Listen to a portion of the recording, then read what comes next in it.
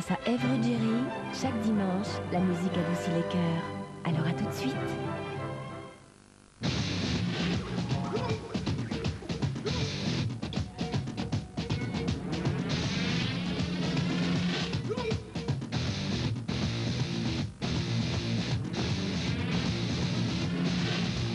Les Marvin dézinguent à tout va une espèce en voie de disparition, le plouc rural, dans un thriller infernal signé Yves Boisset, mardi soir sur France 2.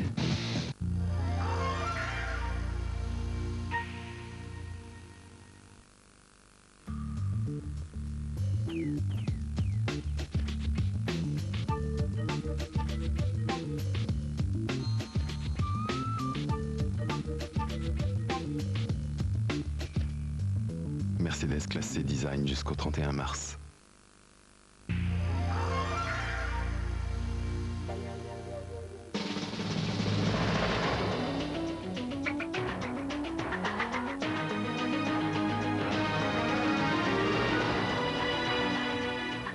Madame, Monsieur, bonsoir. Après Toulon, Marignane et Orange, Vitrolles est désormais la 4e ville conquise en moins de 2 ans par le Front National. La liste FN, conduite par Catherine Maigret, a en effet remporté l'élection municipale de dimanche avec plus de 52% des voix face au maire socialiste sortant, Jean-Jacques Anglade, qui n'a obtenu qu'un peu plus de 47% des suffrages. Reportage à Vitrolles de Guylaine Chenu et Hervé Pozzo. La Marseillaise pour fêter la victoire. Avec plus de 52% des suffrages, Catherine Maigret remporte cette élection et offre ainsi une 4e ville au Front National. Autour d'elle ce soir, venus en voisin et en chaperon, les maires frontistes de Marignane et d'Orange et son mari à qui elle dédie sa victoire. Je voudrais souligner combien notre victoire est d'abord celle de mon mari. Un peu plus tôt dans la soirée, c'est en effet Bruno Maigret qui tire les premières conclusions politiques de ce scrutin. C'est la preuve que le Front National a la capacité de rassembler une majorité de Français dans une élection contre la classe politique. Apparemment, il n'a pas séduit et les abstentions. Ambiance plus que morose au quartier général du socialiste Jean-Jacques Anglade. Les troupes sont rassemblées dans le plus grand silence. Les résultats arrivent un à un. On compte et on recompte. À 21h30, les militants comprennent que le Front républicain n'a pas suffi à barrer la route à Catherine Maigret. Nous avons perdu une bataille importante à Vitrolles. Nous n'avons pas perdu la guerre. Il nous faut désormais la gagner pour nos valeurs. Une soirée sous tension à la salle des fêtes où l'on annonce les résultats. Certains entonnent le chant des partisans. Pendant que dans un bureau de vote en plein dépouillement, on en vient aux mains.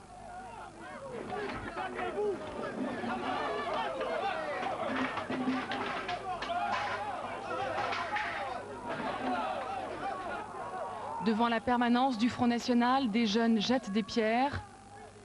À quelques mètres de là, chez les socialistes, on calme les troupes. Si toutefois ils veulent rentrer ici, qu'ils évitent de casser sur ici. Voilà.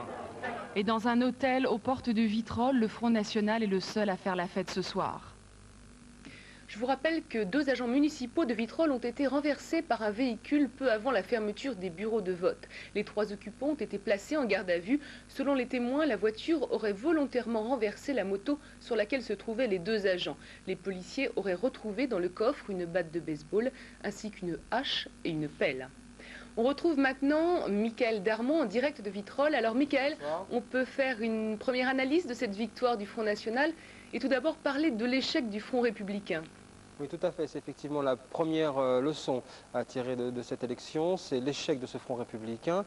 Il faut vous dire tout d'abord que les décisions par les responsables de la majorité à Paris de retirer la liste de Roger Guichard a été très très mal vécue ici sur Vitrolles, notamment auprès de militants RPR, de gens de la liste de Roger Guichard qui sont du RPR et qui disaient on ne va plus exister maintenant au conseil municipal. Donc on a entendu cette semaine autour des électeurs de Roger Guichard très courtisés par les 2 candidats des personnes, dire nous sommes gaullistes, mais nous sommes également prêts à voter Catherine Maigret parce qu'il n'est pas question de voter pour la gauche. Et c'est ce qui s'est passé avec deux responsables ici du RPR qui ont appelé à voter Catherine Maigret. Ils ont été exclus d'ailleurs tout de suite. Ce soir d'ailleurs, comme un peu symbole, en illustration de ce phénomène ici sur Vitrolles, la fête du Front National se déroule d'ailleurs dans un hôtel qui est dirigé par la personne du RPR qui avait appelé à voter Catherine Maigret. Donc c'est effectivement l'échec de ce Front républicain. Ça n'a pas suffi ici à Vitrolles pour faire barrage au Front National, comme on l'a vu à plusieurs reprises dans les élections partielles précédentes. Merci Mickaël. Le reste de l'actualité, on commence avec une grève surprise à Air France Europe. Le trafic était dimanche presque nul. L'objectif de ce mouvement était de protester contre les modalités de fusion avec Air France. Le point avec Nathalie Moisan. Monsieur a décidé de faire grève. Monsieur n'a pas décidé de faire grève par plaisir, monsieur, je le fais en conscience. Forcément mécontents ceux des passagers qui n'étaient pas informés de cette grève surprise à Orly dimanche.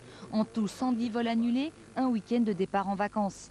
Prévenus trop tard, les autres compagnies n'ont pu organiser que quelques vols de remplacement. Nombre de vacanciers ont dû reporter leur départ. Je vais voir ce que je peux faire. Je vais déjà aller appeler mon mari et voilà. Voilà, c'est les initiatives. Vous perdez un jour de vacances? Ah bah oui, surtout que je les attendais, celles-ci, alors bon. Mauvaise surprise car la grève a été annoncée hier après-midi seulement.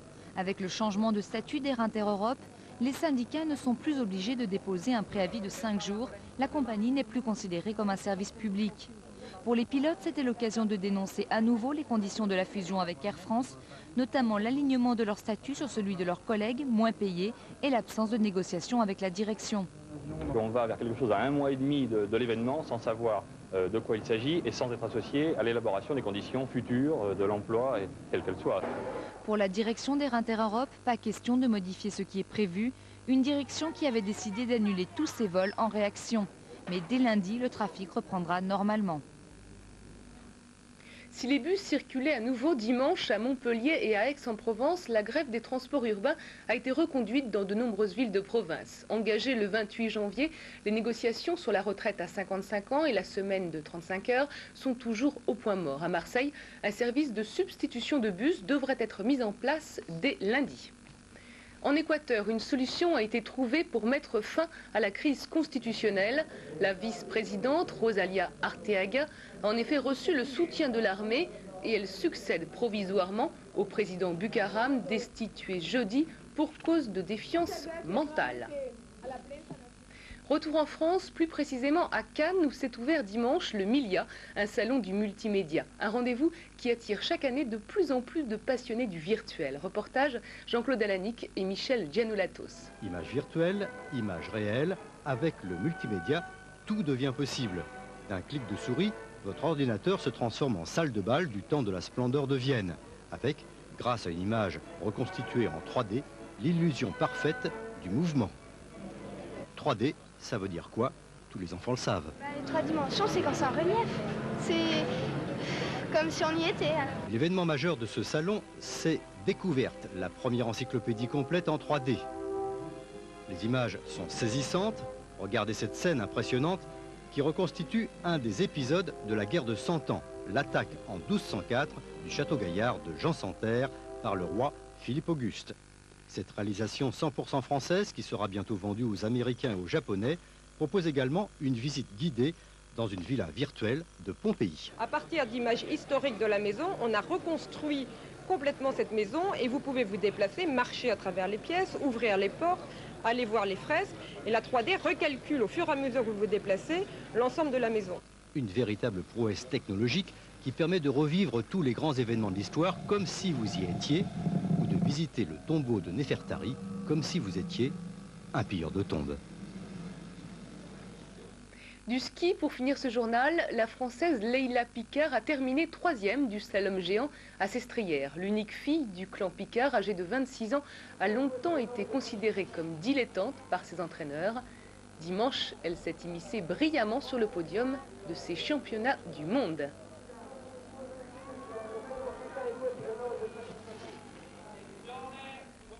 C'est la fin de cette édition. Demain soir, vous retrouverez Philippe Lefebvre pour le Journal de la Nuit. Je vous souhaite une excellente fin de soirée.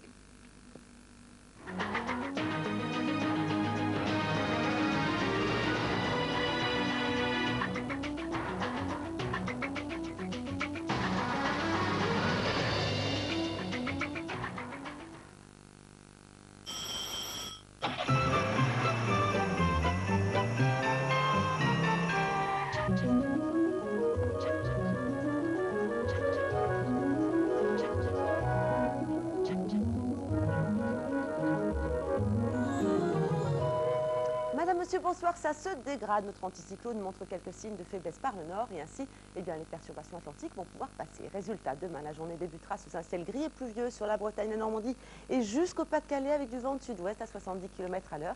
Et puis d'une façon tout à fait classique, le ciel sans nuages à l'avant, des Pays de Loire jusqu'à la Lorraine, à la Champagne. Sur le sud, ça sera encore du grand beau temps. Signalons le brouillard, que ce soit ici en Aquitaine ou dans le centre ou dans la vallée de la Saône ou encore dans le nord-est où le brouillard devrait d'ailleurs s'avérer assez tenace. Soyez prudents. Côté température, les gelées seront moins fortes que celles d'aujourd'hui, moins 1, moins 2 degrés, mais tout de même 4 à Paris, 7 à Lille ou à Cherbourg et 3 seulement pour Marseille. C'est comme ça. Dans l'après-midi, notre front va progresser, s'infiltrer plus avant à l'intérieur des terres, avec de la pluie faible, mais modérée sur la Bretagne et sur la Normandie, avec toujours ce vent de sud-ouest à 60 km à l'heure.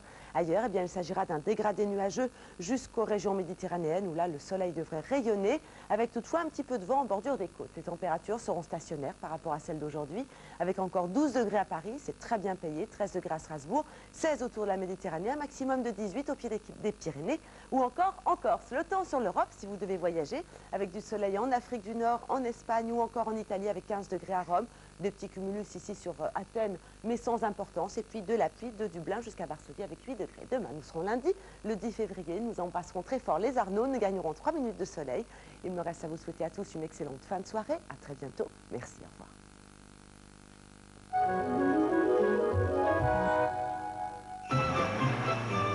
Darty, le contrat de confiance.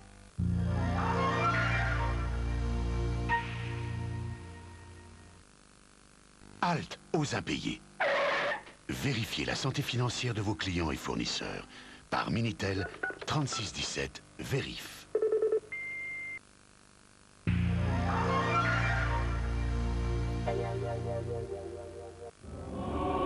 Au commencement, il y eut ce cri strident. Le mal, distillé par la nature déchaînée, s'abattait sur les hommes.